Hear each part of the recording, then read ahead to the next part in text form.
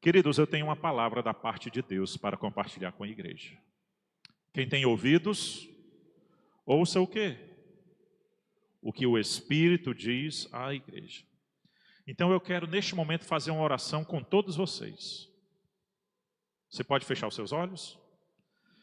Senhor, em nome de Jesus, aplaca todo pensamento do homem, aplaca todo sentimento do homem, que seja, Senhor, a tua voz falando para a tua igreja, que seja o teu Espírito Santo trazendo a resposta que tantos de nós estamos clamando e pedindo, meu Pai.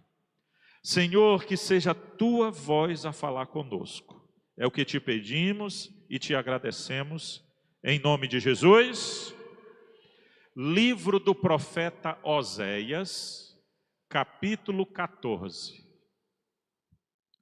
Livro do profeta Oséias, capítulo 14. Louvado e exaltado seja o nome do Senhor. Livro do profeta Oséias, capítulo 14. À medida que você encontrar, por favor, ponha-se de pé. Nós leremos o versículo 1 e 2. Oséias, capítulo 14. Eu vou aguardar toda a igreja se colocar de pé e então eu farei a leitura. Alguns irmãos já se colocaram, eu vou ficar aguardando.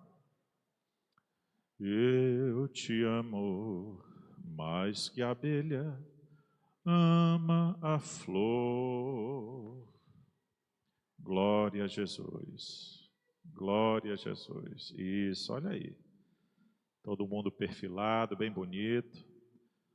Os nossos obreiros que fizeram o trabalho de arrecadação já estão vindo. Ótimo, que maravilha. Oséias, capítulo 14, versículos 1 e 2. A palavra de Deus nos diz assim: Israel, volte para o Senhor seu Deus, porque você caiu por causa dos seus pecados.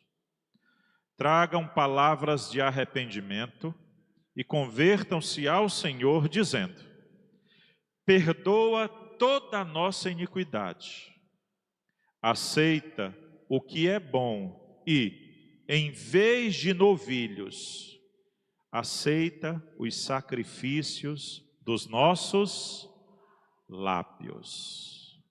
Amém. Pode tomar o seu lugar. De preferência, se você puder permanecer com a sua Bíblia aberta, seja o livro físico, ou seja aí o aplicativo da Bíblia que você abriu no smartphone, tá bom? Se você está acompanhando no seu smartphone, deixa eu te fazer um pedido. Os aplicativos da Bíblia, todos eles funcionam offline, né? Então, põe aí o teu celular só nesses 40 minutos de pregação, no modo avião, e fica só com o aplicativo da Bíblia aberto, para não ficar chegando aqueles ícones, né, aquelas notificações e atrapalhar a sua atenção. Queridos, a mensagem que desejo trazer nesta noite para toda a igreja tem o tema: O Senhor te espera. O Senhor te espera. Deus usou o profeta Oséias num contexto muito interessante para chamar o povo de Israel de volta para os seus caminhos. O povo de Israel, irmãos, eles meio que, vamos dizer assim, se desviaram, viraram as costas para Deus. E aí, o Senhor, usando os seus profetas, e no caso aqui o profeta Oséias, ficou conclamando, chamando o povo a voltar para os seus caminhos. Aqui no capítulo 14, já o fechamento, o último capítulo do livro, o Senhor chama novamente o povo ao arrependimento, nos primeiros versículos do capítulo, e a partir do versículo de número 4, ele anuncia o que ele vai fazer quando o povo se voltar para ele. É uma palavra de restauração e uma palavra de esperança. Nós podemos observar aqui alguns pontos interessantes. Primeiro, é o Senhor quem está chamando. Israel, volta para o Senhor, o seu Deus. É o Senhor quem está chamando. Segunda coisa que nós podemos observar, o Senhor está chamando eles para voltar para onde? Para se voltar para o próprio Deus, porque o povo de Israel estava caminhando entre dois pensamentos. Em terceiro lugar, o que é que eu observo? É que o Senhor quer que esse povo volte com arrependimento. É como se o Senhor dissesse assim, olha, se for para ficar do mesmo jeito, não. Eu quero que vocês voltem para mim, mas eu quero agora algo diferente. Eu quero algo diferente. Quero que vocês se arrependam, tragam palavras de arrependimento, convertam-se. E em terceiro ou quarto lugar que nós podemos observar aqui, em caráter de introdução, é que o Senhor diz a razão daquele povo estar naquela situação. Ele diz, por causa dos seus próprios pecados. Lamentações de Jeremias, capítulo 3, versículo 39, nós lemos que, de que se queixa o homem? Se queixe dos seus próprios pecados. Então, irmãos, nós vemos aqui o Senhor chamando aquele povo para o arrependimento. Quando eu trago esse contexto para a igreja, eu poderia muito bem, aqui, contextualizando, tirar a palavra Israel e colocar a palavra igreja. E eu leria da seguinte forma: ó igreja, volta para o Senhor o teu Deus, porque você caiu por causa dos seus próprios pecados.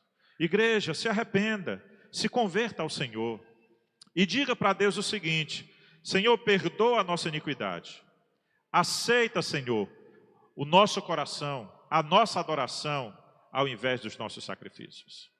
Então essa palavra, irmãos, ela serve muito bem para a nossa igreja, e eu acredito, à luz dessa palavra, que o Senhor anseia que nos voltemos para Ele, para um relacionamento íntimo e fiel. O Senhor anseia que nos voltemos para Ele, para um relacionamento íntimo e fiel. Então, queridos, entendendo esta máxima de que Deus quer que nos voltemos para Ele, e eu quero aqui abrir um parêntese.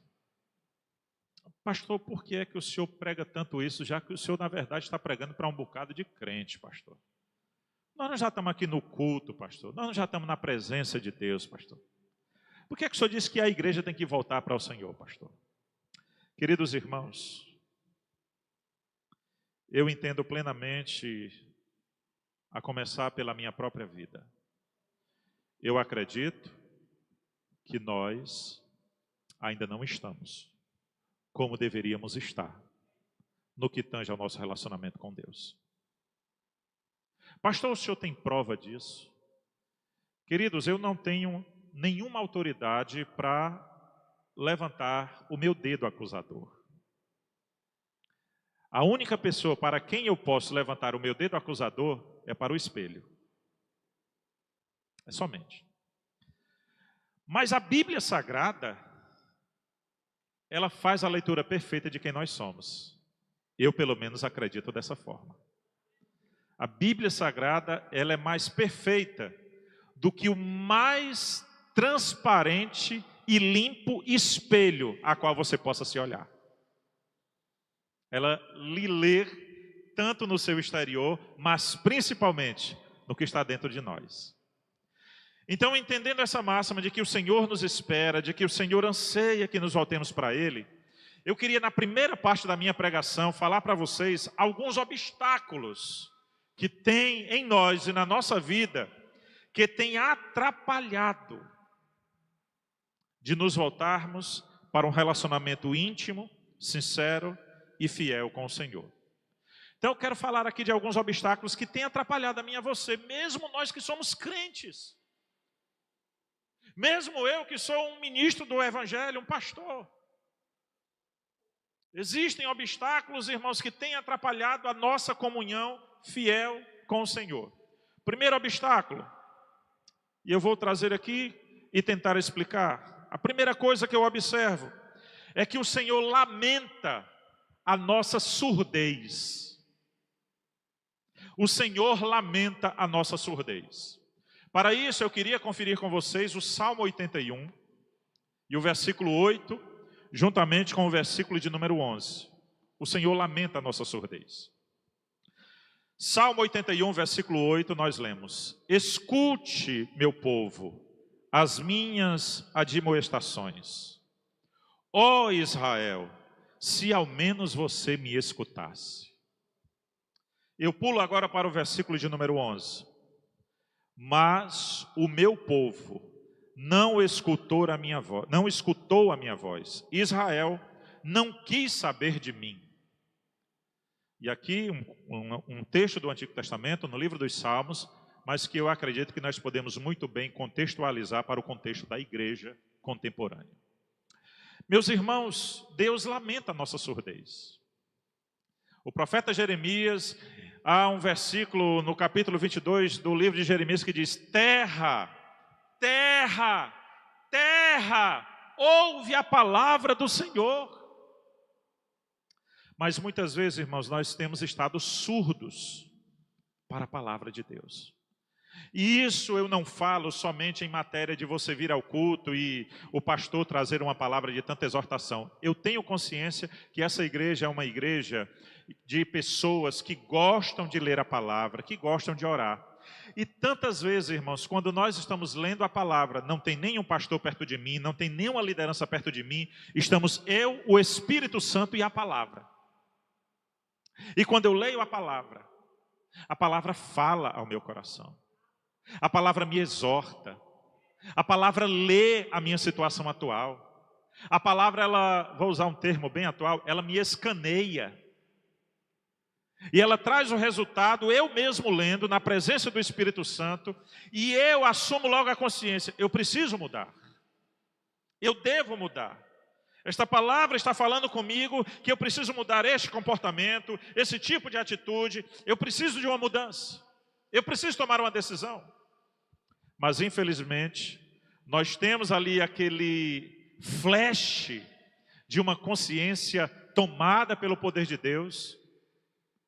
Mas logo depois, irmãos, parece que nós nos esquecemos e voltamos a cometer as mesmas práticas. Nós vamos a um culto e Deus usa o louvor, Deus usa a mensagem e bate em nós, que as lágrimas se derramam, nós ficamos conversando com nós mesmos, não é com o vizinho da direita nem da esquerda, é com nós mesmos, e a gente fica assim: toma vergonha na tua cara, Flauber, muda, rapaz, não está vendo, tu não conversou esse assunto aí com ninguém, tu só pensou, e está lá Deus usando a vida do ministro de louvor, Deus usando a vida do pregador, é Deus falando contigo, rapaz, muda.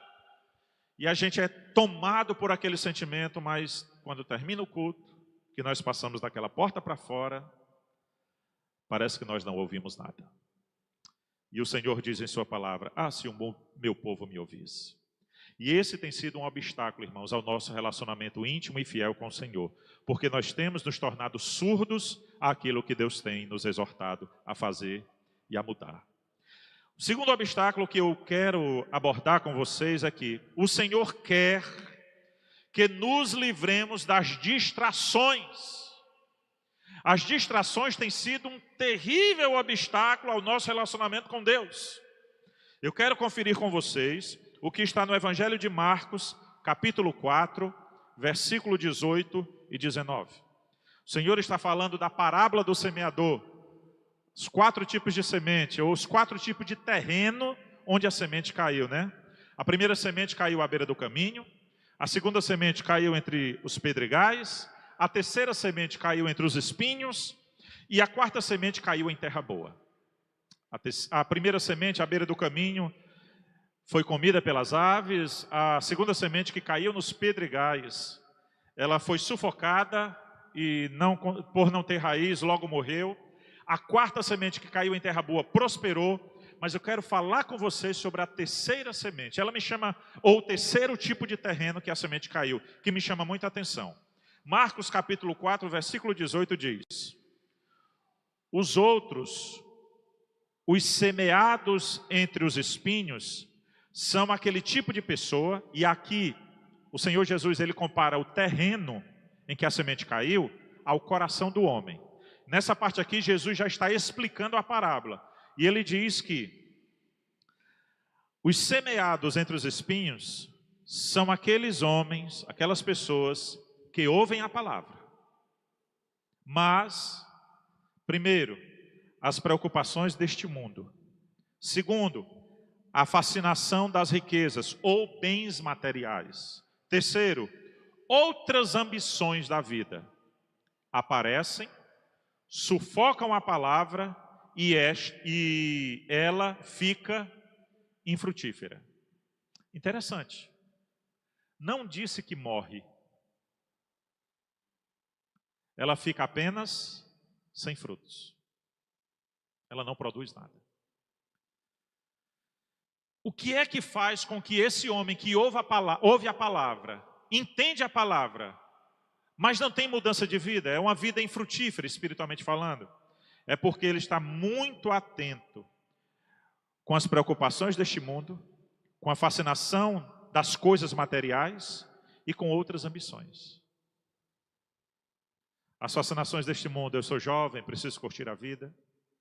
A fascinação pelos bens materiais, pelas riquezas: eu preciso trabalhar, e quando der tempo, eu vou fazer alguma coisa, eu vou à igreja. E em terceiro lugar é as ambições. Ambições, seja ela em quais áreas forem da vida. E o que é que acontece, irmãos? Todas essas coisas nos distraem. Nós estamos sempre preocupados em trabalhar mais porque queremos adquirir algo. Nós estamos sempre com muitas ambições, meu projeto de vida. Nós colocamos todas essas coisas à frente do Senhor e isso se tornam distrações. É o eu à frente do eu sou. E isso tem sido um obstáculo. Porque Deus clama, Deus chama, Deus te exorta a você se voltar para Ele, mas você tem andado muito distraído. Hoje eu não posso. Eu me lembro agora daquela passagem, acredito, vou conferir com vocês, que esteja em Lucas capítulo 14. Vocês podem caminhar comigo até lá? Lucas capítulo de número 14, acredito que seja. Versículo de número 16. Lucas 14, 16. Jesus respondeu: certo homem deu uma grande ceia e convidou muitos. À hora da ceia, enviou seu servo para avisar aos convidados: venham, porque tudo já está. A igreja está aqui? Porque tudo já está. Versículo de número 18. Mas todos eles, um por um, começaram a apresentar desculpas. O primeiro disse: comprei um campo e preciso vê-lo. Peço que me desculpe. O outro disse: comprei 5 juntas de bois e vou experimentá-las. Peço que me desculpe. E o terceiro disse: é o dia do meu casamento e nessa data da ceia eu vou estar em lua de mel. Por favor, me desculpe, mas eu não posso ir. Eu pergunto a esta igreja tão sábia que é e conhecedora da palavra de Deus: desses 3 homens, quais deles inventou uma desculpa que fosse pecado? Nenhum. Comprar um terreno e examinar o terreno é pecado? Aqui ele comprou quantas juntas de bois? 5. Vamos trazer para os dias de hoje. A pessoa comprou 5 motos, vai investir no negócio. Qual é o pecado dela ir na loja examinar? Olha, eu quero a moto exatamente nesse modelo. E o vendedor dizer: está aqui, são essas 5. Qual é o pecado? Qual é o pecado de se casar, irmão? E de ir para a lua de mel? Pelo amor de Deus, não tem nenhum pecado. Não tem nenhum pecado. Versículo 21. O servo voltou e contou tudo ao seu senhor. Então, irado, o dono da casa disse ao seu servo: saia depressa para as ruas e becos e valados daquela cidade. Traga para cá pobres, aleijados, cegos, coxos. Mais tarde o servo lhe disse: patrão, já fiz o que o Senhor me mandou e ainda há lugar. Então o Senhor disse ao servo: sai pelos caminhos, pelos atalhos, chame aquelas pessoas, obrigue elas a entrar, para que a minha casa fique cheia. Porque digo a vocês que nenhum daqueles homens que foram convidados provará da minha ceia. Claro que Jesus está aqui trazendo uma exortação muito forte para os judeus, que não acreditavam que ele era o Messias. Mas nós podemos muito bem contextualizar isso para cá nos dias de hoje. Meus irmãos, quantos de nós aqui presentes e pessoas que nos acompanham através dessa transmissão, o Senhor não tem chamado para o grande banquete? Leia-se grande banquete, está na presença dele, fazer a obra dele. Mas eu digo, hoje eu vou fazer hora extra. Mas eu digo, hoje eu preciso trabalhar até tarde. Mas eu digo, eu preciso me preocupar com a minha família. Mas eu digo, eu preciso de lazer, de diversão. Hoje é o meu dia do cinema e eu não troco por nada. Você não está falando nada de errado. Nada de errado. Mas a minha pergunta é, você tem andado tão distraído, tão distraída, que aonde está o seu tempo para Deus? Um domingo? De 18 às 20? Vamos então fazer um acordo com Deus e autenticar em cartório? O Senhor só vai atender a sua oração exatamente nesse período. Não adianta você orar em nenhum outro momento. A sua oração só será atendida domingo de 18 às 20. Quem deseja fazer esse contrato com o Senhor? Eu não. Então ande na presença do Senhor. Meu querido irmão, pegue sua família, vá ao cinema, vá à praia, se divirta, passeie com a sua esposa, faça uma viagem. Mas em nome de Jesus, não deixe de forma nenhuma que a obra de Deus pereça por causa da sua distração. O Senhor te espera. Não deixe as suas distrações atrapalhar o seu relacionamento com Ele. Em Mateus 6 nós lemos que muitos se preocupavam com o que comer, com o que beber, com o vestir, com o dia de amanhã. Mas o Senhor Jesus Cristo resumiu tudo em uma frase, Mateus 6,33. Buscai em primeiro lugar e todas essas coisas serão acrescentadas. Tem gente que pensa que lá o Senhor Jesus Cristo está dizendo, todas as coisas que você quiser. Não, Jesus Cristo está se referindo ao contexto. Preocupação com comida, com a bebida, com a vestimenta, com o dia de amanhã. Deixa que Deus cuida. Deus não te proíbe do teu lazer com a tua família. Deus não te proíbe de fazer hora extra, desde que você não se deixe distrair por essas coisas e que Deus seja o primeiro lugar na tua vida. Mas ainda há um terceiro obstáculo que eu desejo elencar nesta noite e é muito parecido com o segundo. O Senhor quer, irmãos, que organizemos o nosso tempo e as nossas prioridades. Eu vou mais ou menos terminar de explicar o segundo ponto. Eu queria ler com vocês o que está escrito em Lucas capítulo 10, versículo 41 e 42.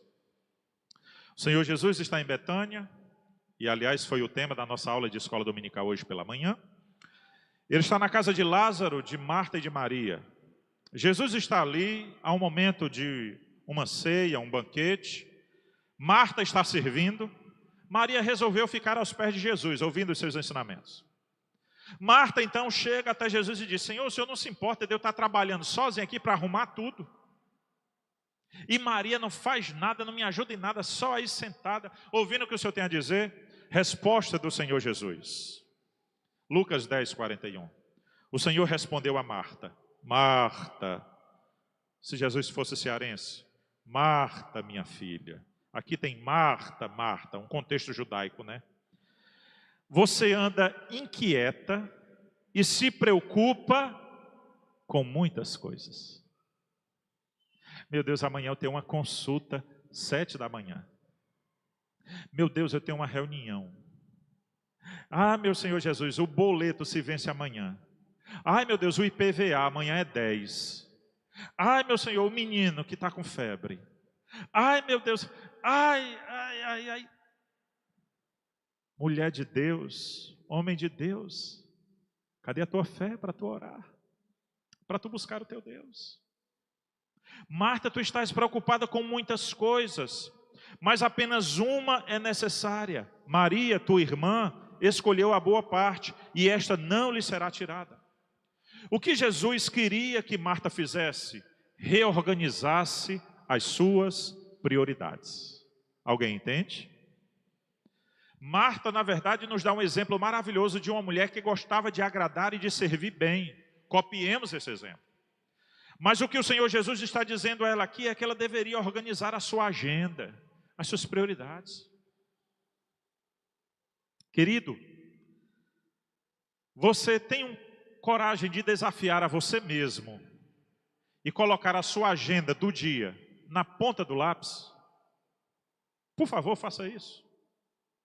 É um desafio a você mesmo. Eu não vou pedir que você poste no grupo da igreja. Eu não vou pedir que você mande o print, não. É para você fazer um autoexame. Que hora você se acorda? Qual é a sua atividade seguinte? E faça uma lista até o momento de você deitar. E depois de você fazer aquela lista, claro que agora eu estou dando um spoiler, vai ficar fácil para algumas pessoas até burlar a lista. Tente olhar lá em que momento você separou para Deus. Isso eu estou falando de um dia. Se você fizer a lista da semana, aí depois calcule quanto tempo você teve para trabalhar, quanto tempo você teve para descansar, quanto tempo você teve para o lazer e quanto tempo você teve para Deus. Entendamos o seguinte, à luz de Eclesiastes capítulo 3, há tempo determinado para tudo. Tem aquele tempo de viajar, tem aquele tempo de ir a uma praia, tem aquele tempo de ir ao shopping com a esposa, não é? Liberar o cartão de crédito para ela, dar a senha para ela e deixa Deus usar ela. Amém, varões?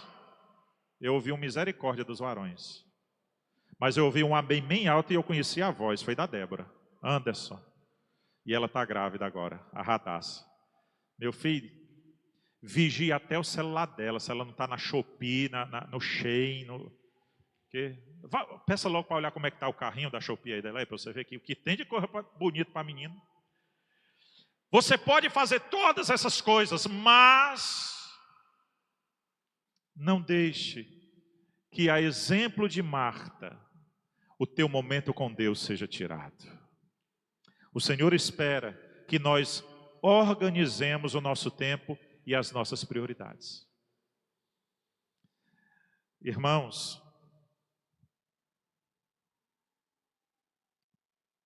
tempo para trabalhar, tempo para o lazer, tempo para a academia, tempo para descansar, tempo para tanta coisa. E eu acredito e defendo essa tese, tempo não se tem, tempo se cria. A partir do momento em que nós organizamos o nosso tempo, cabe tudo. Cabe tudo. Mesmo um dia só com suas 24 horas, cabe tudo. Então, o Senhor espera que nós nos voltemos para Ele. Porém, nós temos os obstáculos da nossa surdez, nós temos os obstáculos das nossas distrações e nós temos os nossos obstáculos da nossa desorganização de tempo ou prioridades. Isso tem acontecido muito, irmão. E tem atrapalhado de nós termos um relacionamento íntimo com o Senhor. Irmãos, o relacionamento íntimo e fiel com o Senhor, ele é poderoso, porque nos fortalece diante das provações da vida. Infelizmente, nós aprendemos de forma errada, muito errada, que se eu entrar num propósito de jejum de 7 dias, de oração de 7 dias, dentro dos 7 dias ou ao findar dos 7 dias, eu preciso de uma resposta. E muitas vezes nós colocamos Deus contra a parede. Esse ensinamento ele não é saudável. Mas se eu entender que quando eu estou numa vida devocional constante, todos os dias eu separo o meu tempo para com Deus. Se eu entro num momento de jejum e oração, eu entendo, irmãos, que ali eu vou estar fortalecendo a minha alma e o meu espírito. E quando vier a tempestade, Mateus 7, 24. Quando vier a tempestade, se a casa estiver edificada sobre a rocha, essa casa não irá ruir, porque ela está fortemente edificada. Então se livre da sua surdez, peça a Deus, né? Santo Agostinho, no seu livro As Confissões de Santo Agostinho, ele diz: o teu grito, Senhor, rompeu a surdez do meu coração e da minha alma. Deus tem poder para romper essa surdez, irmão. Deus tem poder para romper, meus amados irmãos, essa dureza do nosso coração. A palavra de Deus é o martelo que esmiuça a penha. Aleluia!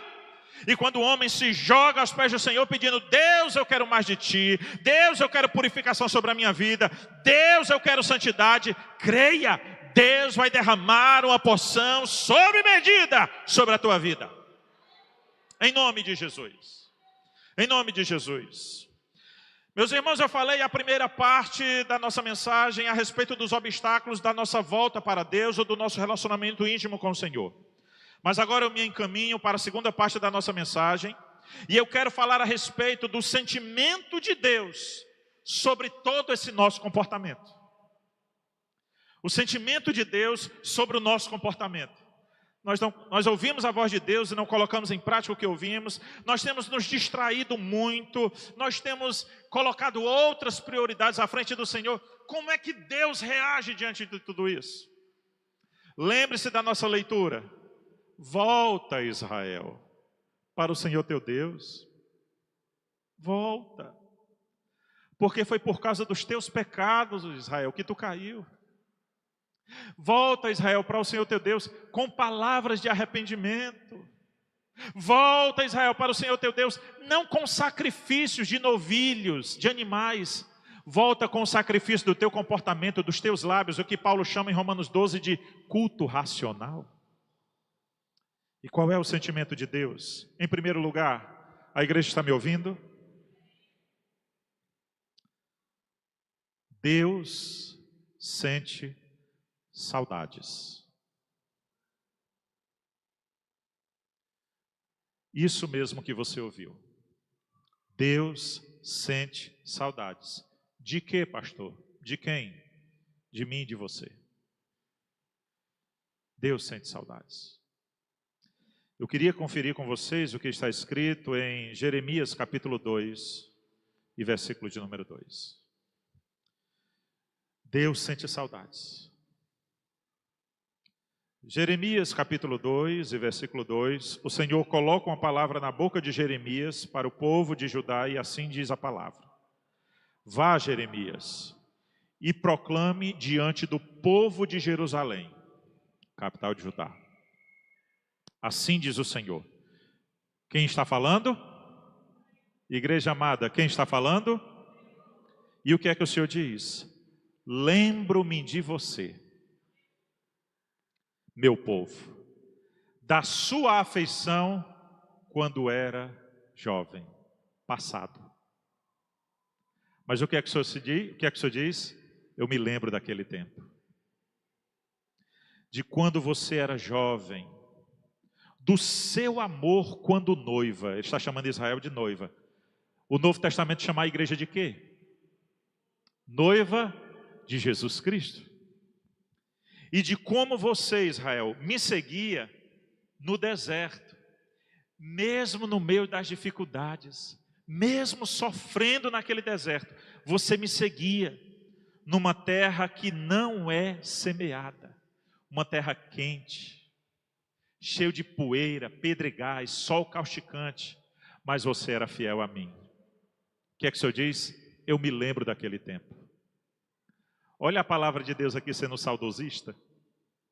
Eu me lembro daquele tempo, Gideão, diz o Senhor. Eu me lembro daquele tempo, Anderson, diz o Senhor. Eu me lembro daquele tempo, Rejane, diz o Senhor. Eu me lembro daquele tempo, Elizabeth Nascimento, diz o Senhor. Eu me lembro daquele tempo, Valéria, diz o Senhor. Eu me lembro daquele tempo, Cicinho, diz o Senhor. Eu me lembro daquele tempo, quando você separava tempos de jejum. Eu me lembro daquele tempo que você se levantava de madrugada. E eu sinto saudades, diz o Senhor. Eu sinto saudades daquela tua loucura de jovem, de sair na rua cheio de panfleto. Eu me lembro daquele teu tempo louco de jovem, que tu não tinha vergonha de nada, ia lá para o semáforo, estendia uma faixa de um lado para o outro, Jesus está voltando. Te chamavam de doido, te chamava de louco, e você respondia: sou louco por Jesus. Eu me lembro daquele tempo que você invadia, ainda não tinha metrô, mas você invadia o trem, você invadia os coletivos, você ficava nos terminais, e você falava do meu amor. Eu sinto saudades de como você dedilhava. Eu sinto saudades de como você louvava. Eu sinto saudades. Nesse mesmo capítulo, o Senhor diz assim: o que foi que eu fiz para ti, Israel? O que foi que eu fiz para ti, Jerusalém? Para vocês se afastarem de mim. Nesse mesmo capítulo, o Senhor diz assim: olha, olhem para os povos pagãos, para os deuses que eles adoram. Os deuses deles nem respondem eles. E eles não abandonam. Eles não abandonam os deuses deles. E olha que os deuses deles são de pau, de pedra, não fazem nada. Mas eu, que te arranquei do mundo de pecado, eu te entreguei um dom, eu te enchi com meu espírito, eu tenho saudades de ti. Qual é o sentimento de Deus, Wesley, quando eu tenho me tornado surdo, quando eu tenho me tornado distraído, quando eu tenho me tornado colocando outras prioridades à frente de Deus? Deus sente saudades. Deus sente saudades. E em segundo lugar, nesta parte da mensagem, e em último lugar da mensagem, o Senhor espera a tua volta. O Senhor espera a tua volta. Pastor, eu sou crente. O Senhor está te esperando lá no Mateus 6,6. Ele quer uma audiência contigo. Entra no quarto, fecha a porta. O Senhor te espera. Apocalipse, capítulo de número 2, versículo de número 4. Aquela linda mensagem que o Senhor fala à igreja de Éfeso. Eu tenho contra ti, igreja de Éfeso, o seguinte: você abandonou o primeiro amor. Algumas pessoas dizem, perdeu. Ele não perdeu. Ele abandonou. Tenho contra ti que você abandonou o primeiro amor. Versículo 5. Então, Igreja Bíblica Boa Semente, Pastor Flauber, lembre-se, aonde foi que parou tudo? Quando foi que você começou a se afastar? Lembre-se e faz o seguinte: arrependa-se e volte à prática daquelas primeiras obras. Deus te espera.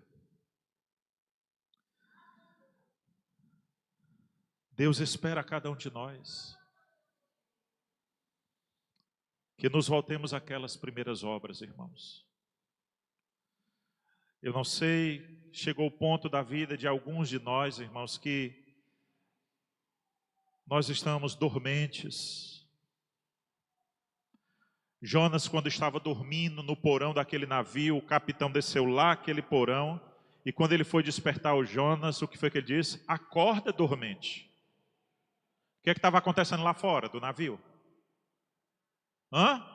Uma tempestade. O que é que Jonas estava fazendo?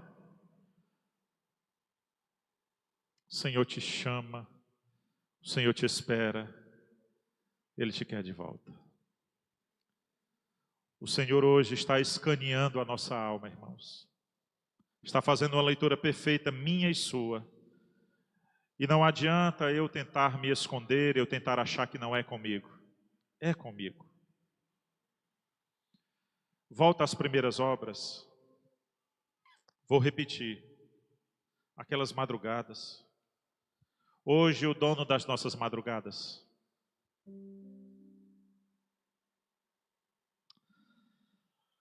Volta às primeiras obras. Pega o teu violão, Gidel, pelas madrugadas, vai louvar. Pega a tua Bíblia, pastor Flauber, vai ler, já que não tem o sono, vai ler. Vai buscar de volta aqueles panfletos, vai entregar na rua. Volta a orar. Aquele livro da Bíblia que tu abandonou a leitura no meio, retoma. Começou a ler a Bíblia em janeiro de 2023, ela está lá aberta, no livro de Ruth, e você abandonou. Volta, retoma. Volta às primeiras obras, meu filho. Volta às primeiras obras, igreja. Deus te espera. Nesse mesmo livro do profeta Oséias, no capítulo de número 12, ele diz que o Senhor quer que nos voltemos para Ele. O Senhor quer que nos voltemos para Ele. O Senhor quer um relacionamento fiel e íntimo. O Senhor tem chamado cada um de nós, irmãos. E a minha oração, irmãos, é que esta mensagem ela não seja esquecida quando nós sairmos daquela porta.